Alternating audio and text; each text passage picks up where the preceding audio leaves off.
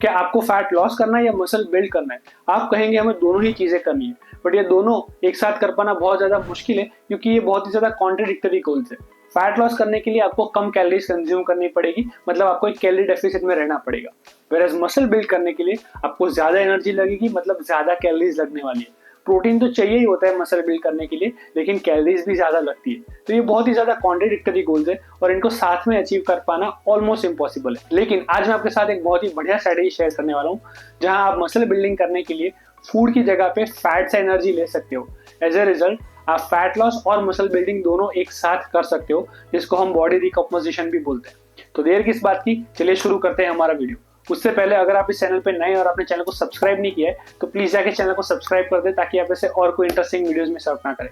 चलिए शुरू करते हैं हमारा वीडियो। पहला पॉइंट है न्यूट्रिशन।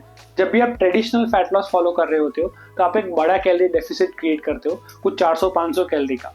इससे क्या होता है कि आप फैट लॉस को बहुत ही अच्छे से इनिशिएट करते हो और साथ में अपने मसल मास को भी रिटेन करके रख सकते हो। लेकिन जब आप बॉडी रिकम्पोजिशन कर रहे हैं तो आपका गोल है मसल को बिल्ड करना।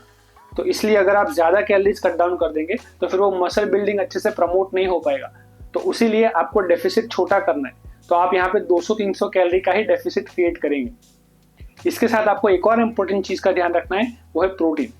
जब आप मसल बिल्डिंग कर रहे होते हो तो आप क्या करते हो कि आप एक कैलोरी सरप्लस में खाते हो और साथ में 1.6 से 1.7 ग्राम पर केजी आप प्रोटीन कंज्यूम करते हो। तो अगर आपका वेट 70 केजी है तो आप 70 इंटू 1.6 1.7 लगा लो, कुछ 120-130 आता है, उतना आप प्रोटीन कंज्यूम करते हो। तो वो आपको मसल बिल्डिंग में हेल्प करता है क्योंकि आप कैलोरीज भी ज़्यादा खा रहे हैं, प्रोटीन भी खा रहे हैं, तो आप अच्छे से मसल बिल्ड कर सकते हो। लेकिन बॉडी रिकम्पोजिशन में आप कैलोरीज कम कंज्यूम कर रहे हैं तो आपको ज़्यादा प्रोटीन खाना पड़ेगा, जिसकी वजह से आप मसल को रिटेन तो कर पाए बट उसको बिल्ड भी कर सके। तो यहाँ पे आपको प्रोटीन 2 से 2.2 ग्राम पर केजी बॉडी वेट आपको कंज्यूम करना पड़ेगा प्रोटीन। मतलब अगर आपका वेट 70 केजी है तो आपको 140 से 145 ग्राम तक प्रोटीन कंज्यूम करना पड़ेगा। तो इस तरह से आप मसल बिल्डिंग को इनिशिएट कर सकते हो, जहाँ पे आप ज़्यादा प्रोटीन खा रहे हो और बाकी की जो थोड़ी बहुत कैलोरीज है वो आपके मसल अपने फैट से ले लेंगे। तो इस तरह से आप फैट लॉस भी कर पाएंगे। Second is training. बहुत सारे लोग ऐसा समझते हैं कि कटिंग करने के लिए आपको हाई रेपिटेशंस लो वेट पे मारने हैं और मसल बिल्ड करने के लिए आपको लो रेपिटेशंस हैवी वेट पे मारने। बट ये बहुत ही ज़्यादा गलत थियरी है। या तो आप मसल बिल्ड करते हो या तो आप नहीं करते। मसल टोनिंग जैसी कोई चीज़ नहीं होती है। हाँ, आप डेफिनेशन को ज़रूर इंप्रूव कर सकते हो और उसके लिए आपको अपनी बॉडी से फैट को कम करना पड़ेगा और उसके लिए आपको अपनी कैलोरीज को सही से मैनेज करना ज़रूरी है, जो हमने ऑलरेडी अभी डिस्कस कर लिया है।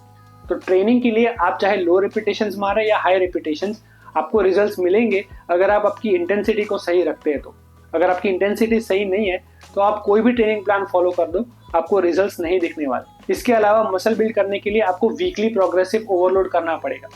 फिर चाहे आप वेट बढ़ा दो, रिपीटेशंस बढ़ा दो या एक्सरसाइज का टेम्पो बढ़ा दो या सेट बढ़ा दो, किसी भी तरह से आपको प्रोग्रेसिव ओवरलोड करना पड़ेगा, तो ही आप मसल बिल्ड कर पाओगे। इसके साथ आपको हर एक मसल को वीक में 2 बार ट्रेन करना है और हर एक मसल के लिए आपको 10 से 20 सेट पर वीक परफॉर्म करने हैं। इससे ज्यादा करने की जरूरत नहीं है। बहुत सारे लोग ऐसा समझते हैं कि जितने ज्यादा सेट्स करेंगे उतने ही ज्यादा अच्छे से मसल बिल्ड कर पाएंगे, लेकिन ऐसे करने से आप ओवर ट्रेनिंग कर देते हो और यहाँ पे आप ऑलरेडी एक कैलोरी डेफिसिट में खा रहे हो। यहाँ पे अगर आप ओवर ट्रेनिंग करोगे तो मसल बिल्ड करने की जगह पे आप मसल लॉस करने लगोगे। तो ये गलती नहीं करनी है। 10 से 20 सेट इनफ है, उससे ज्यादा जाने की जरूरत नहीं है। Third is sleep. This is a very important point जो बहुत सारे लोग निग्लेक्ट कर देते हैं। काफी सारी रिसर्चेस में पाया गया है कि अगर आपको मसल बिल्डिंग फैट लॉस को प्रमोट करना है तो आपको स्लीप पे ध्यान देना बहुत ज्यादा जरूरी है, क्योंकि यही वो टाइम है जब आपकी बॉडी सही से रिकवर हो पाती है। तो आपको स्लीप क्वांटिटी पे तो ध्यान देना ही है, साथ में स्लीप क्वालिटी को भी इंप्रूव करना जरूरी है। तो आपको 7 से 8 घंटे की स्लीप लेनी है और उसके साथ आपको अपनी डीप स्लीप को भी इंप्रूव करने के लिए कुछ चीज़ों का ध्यान रखना है।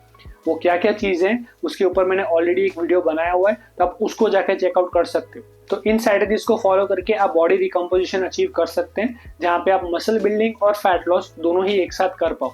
लेकिन ये हर किसी के बस की बात नहीं है। ये वैसे ही लोग कर सकते हैं जिनके पास मसल बिल्डिंग पोटेंशियल सबसे ज़्यादा रहता है, और वैसे ही लोग 3 कैटेगरीज में होते हैं। पहली कैटेगरी ऐसे लोग जिन्होंने अभी अभी ट्रेन करना शुरू किया है। इन लोगों के पास मसल बिल्डिंग कैपेसिटी बहुत ही ज़्यादा होती है क्योंकि इससे पहले उन्होंने कभी ट्रेन नहीं किया है। तो वो लोग बॉडी रिकम्पोजिशन इजीली कर सकते हैं, जहाँ पे वो लोग मसल बिल्ड और फैट लॉस एक साथ इनिशिएट कर पाए। दूसरी कैटेगरी में ऐसे लोग आते हैं जो एक लंबे गैप के बाद वापस से ट्रेनिंग शुरू कर रहे हैं।